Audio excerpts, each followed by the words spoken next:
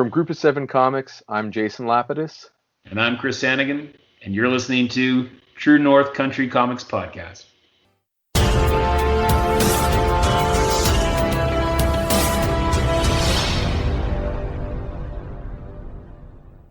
Welcome to the True North Country Comics Podcast, dedicated to promote Canadian comic book creators and supporters.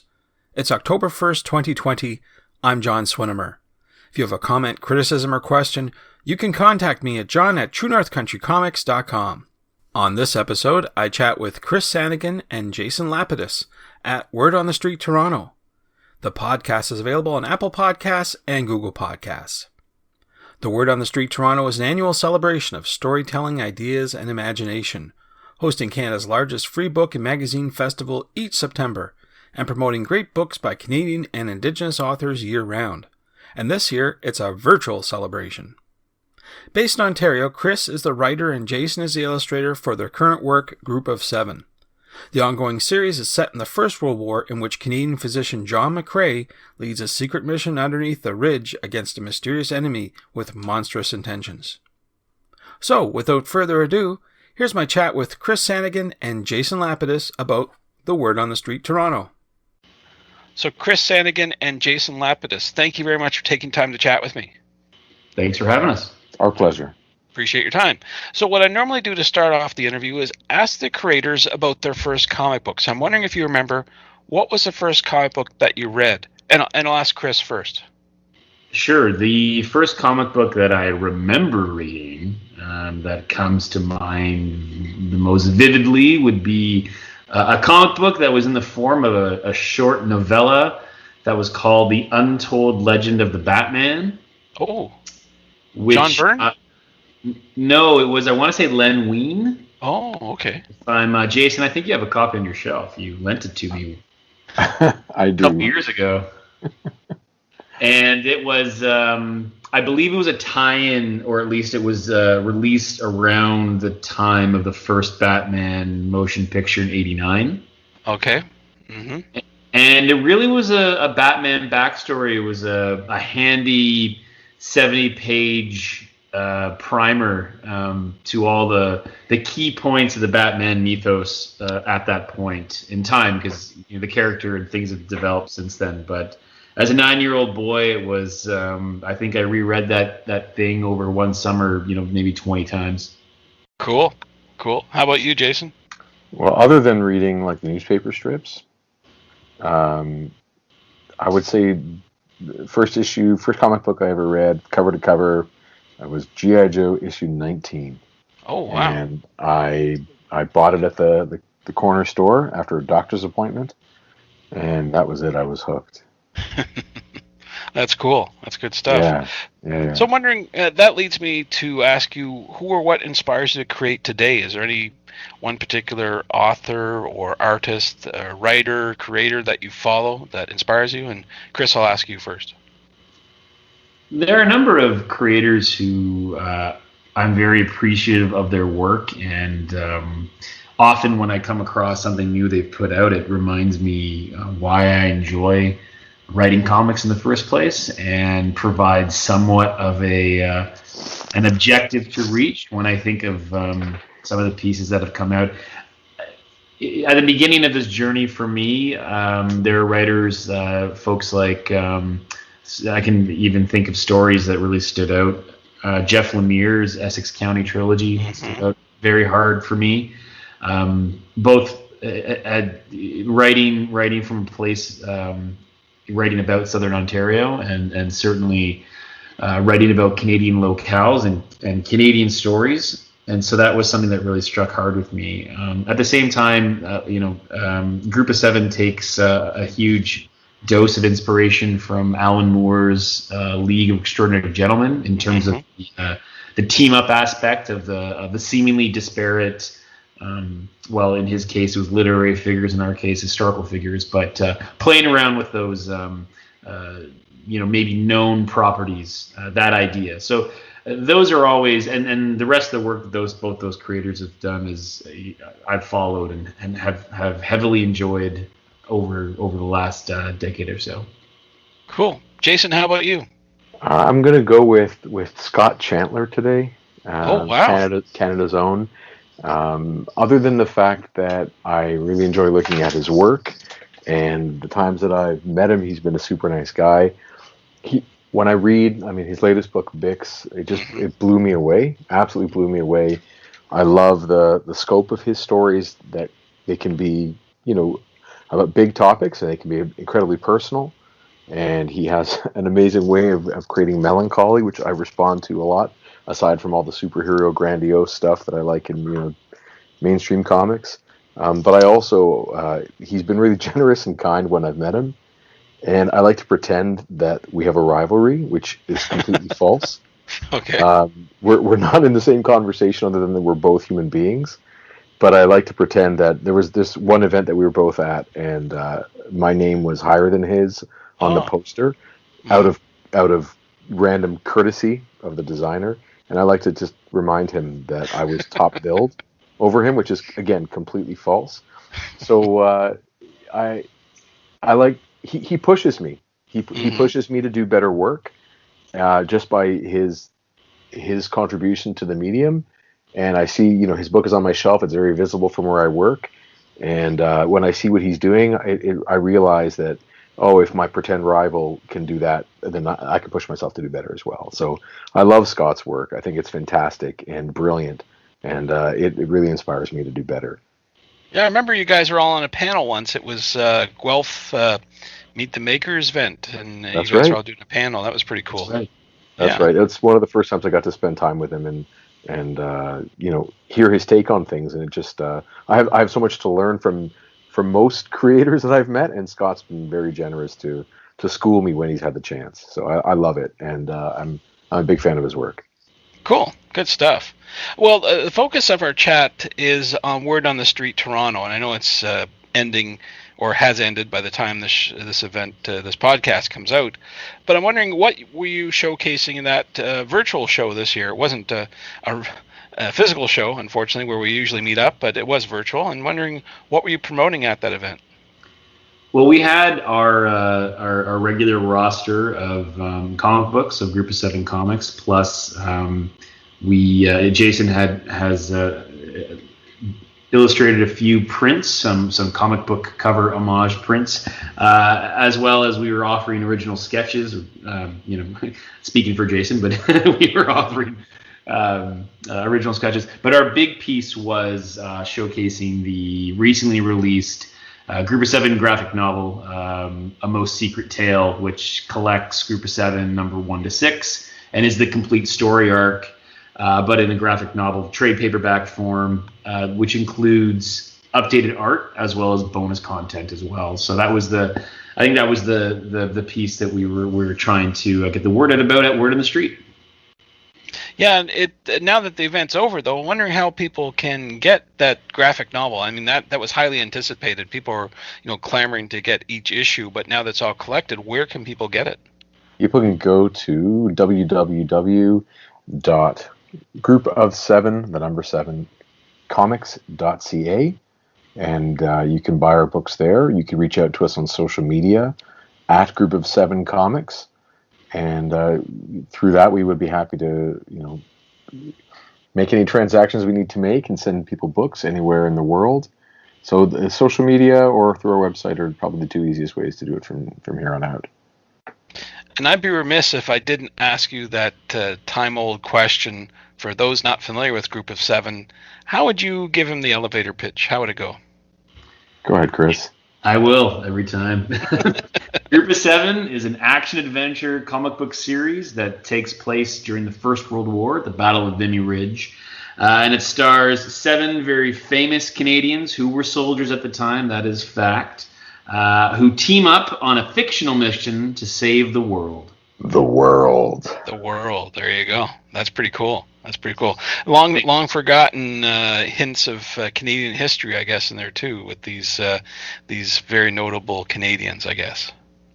Yeah, and it crisscrosses throughout 20th century Canadian history and dives into the very real relationships that many of these characters had post-war, because they kind of moved around the same circles, or they were, found themselves in the same locations based on their contributions and their status during the 20th century. So we're able to kind of flesh out those moments and then use them as narrative devices to showcase how they may have met in the first place, obviously fictionally, but in the First World War.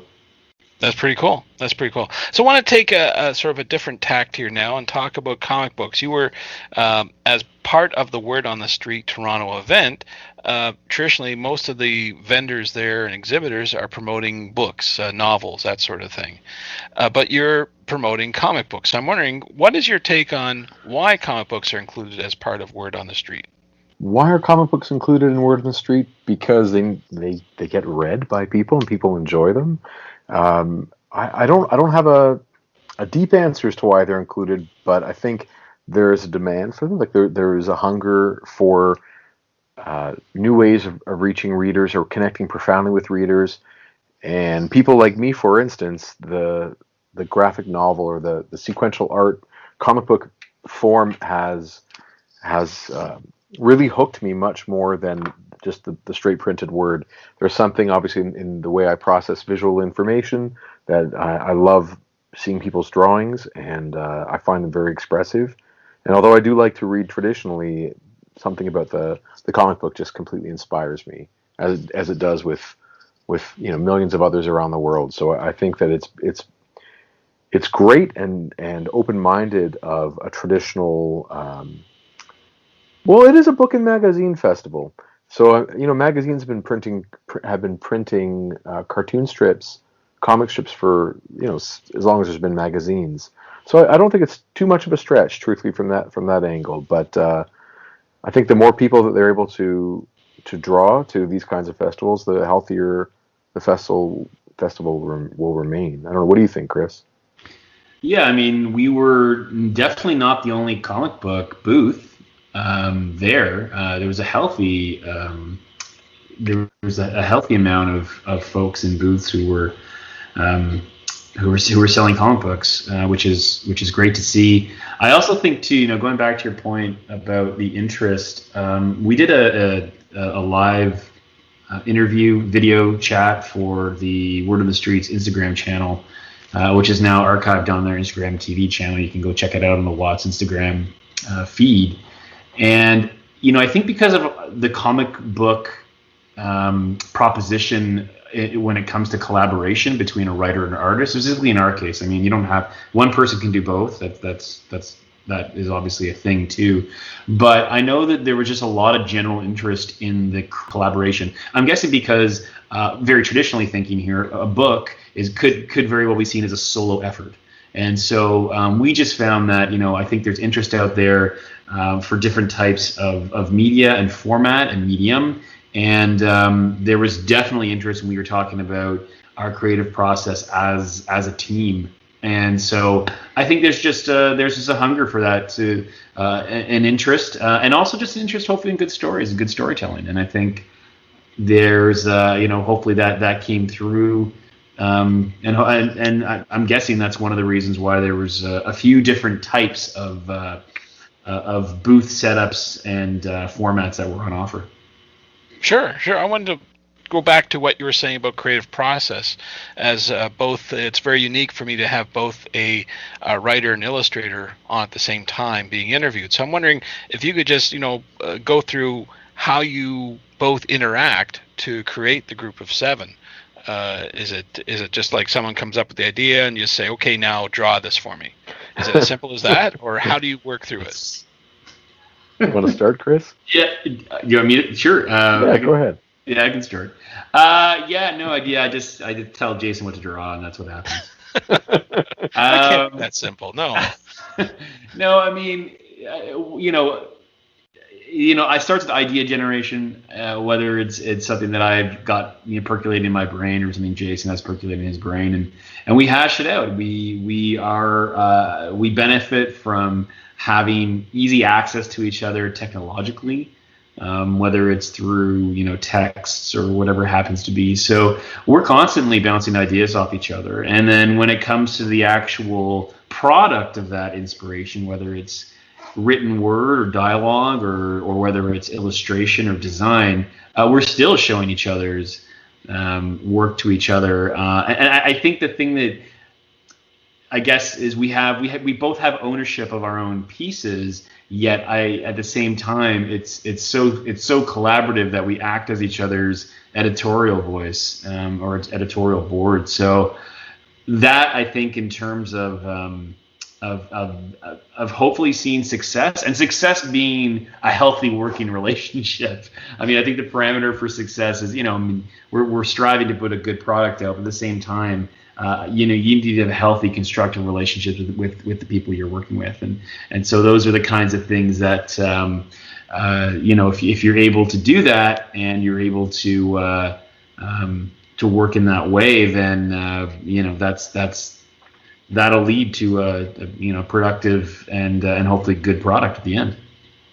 Right, and just to add to that, there has definitely been a shift over the few years, where with the first graphic novel, trade paperback, Group of Seven: A Real Secret Tale, that was a piece, Chris, that you crafted over over a period of time, and you were very transparent with me and forthcoming and collaborative in like sharing your ideas as you were kind of putting the whole thing together.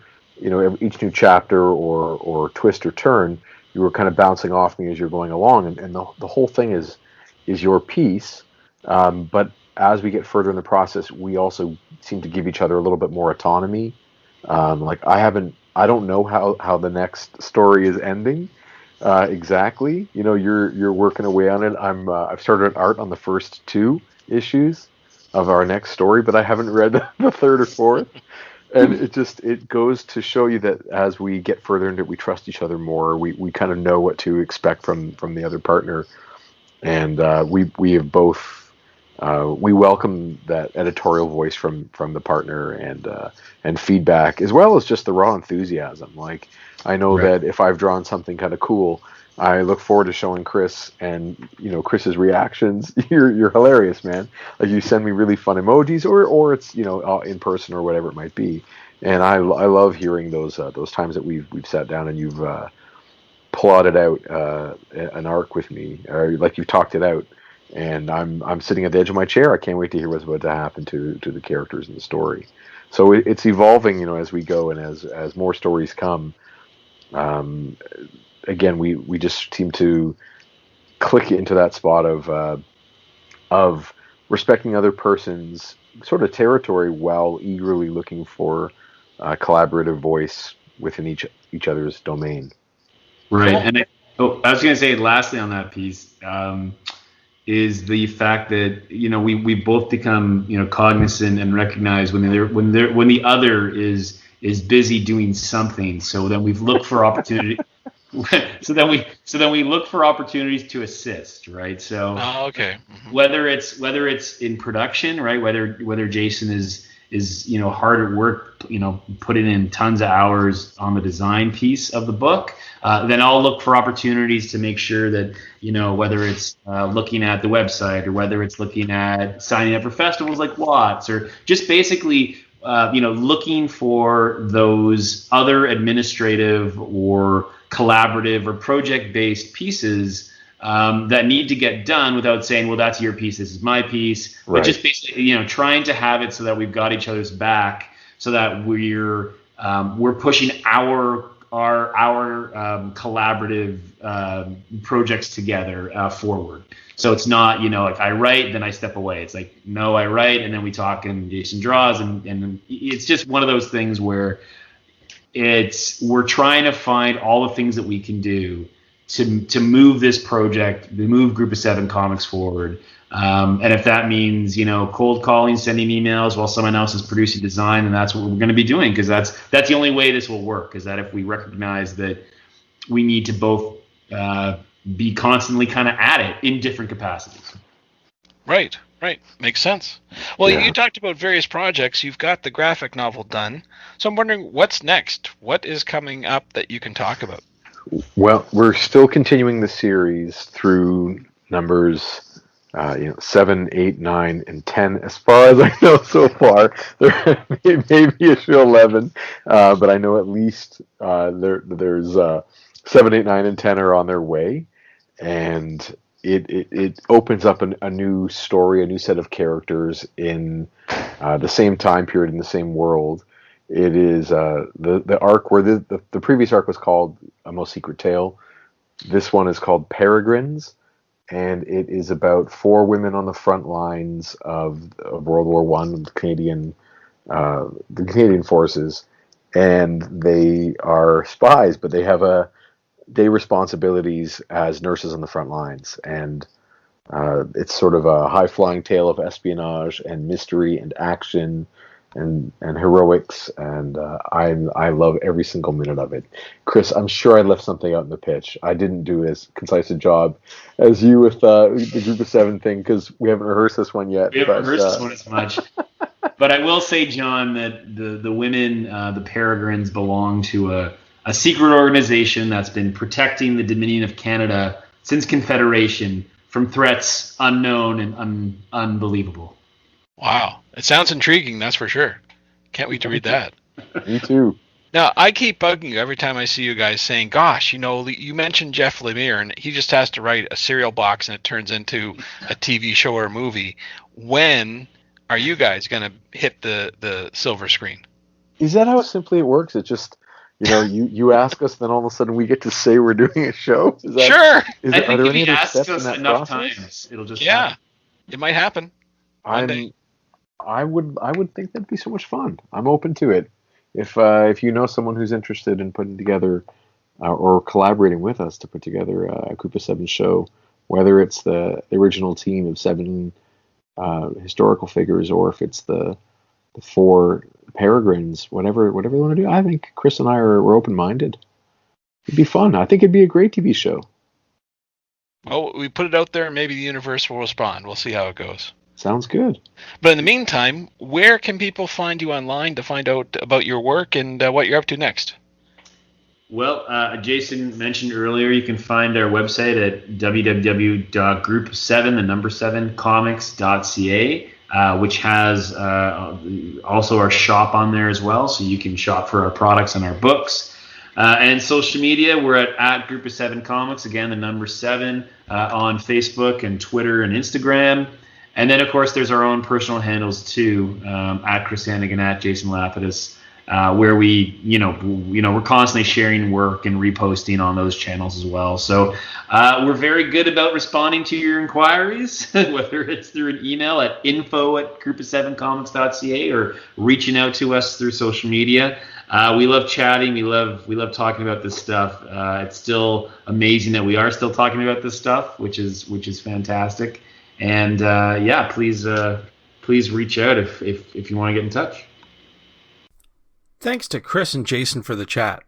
You can discover more about Chris on Twitter at Chris Sanagan, and Jason is on Twitter at Jason Lapidus. And you can discover more about Group of 7 the series at Group of 7, that's the number 7, comic.ca. And thanks to you for listening to the True North Country Comics podcast. If you haven't done so already, please subscribe to and like this podcast on Apple Podcasts, and please leave a good rating. Also check out the TrueNorthCountryComics.com website and follow along on Twitter at True North Comics. Please send your feedback to John at TrueNorthCountryComics.com. Thanks again for listening. Come back soon for another episode. Bye for now. True North Country Comics Podcast is copyright True North Country Comics, copyright 2020.